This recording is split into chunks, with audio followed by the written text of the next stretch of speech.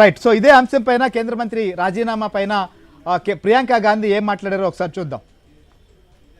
Many reasons, but the main reason is that I believe today, the 25th of July 2026, is the day that the people of our country have started claiming their country back from those who have tried to destroy the constitution, from those who have tried everything to oppress and suppress the voice of our people.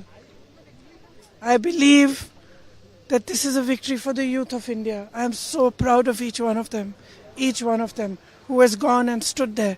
They have done it exactly in the way that Mahatma Gandhi taught us. They have done it non-violently.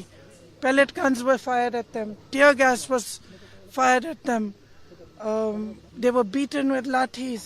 They had injuries, serious injuries, but they did not bend. The government had to bend to their will. And that is a lesson for every ruler of this country from now to forever. You have to listen to the will of the people. In this country, this is a democracy. The will of the people is paramount. There is nothing above it. No human being, no single leader, no dictator, no force can stop the will of the Indian people. Today this has been proved by our students, by our young. आप सबको बहुत बहुत बहुत बधाई.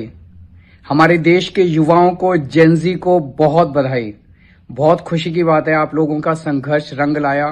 धर्मेंद्र प्रधान को ultimately इस्तीफा देना पड़ा. ये पूरी डेमोक्रेसी की बहुत बड़ी जीत है. हमारे देश में लोगों का जनतंत्र से भरोसा ही उठ गया था. लोगों को लगने लगा था कि सरकारें सुनती नहीं है.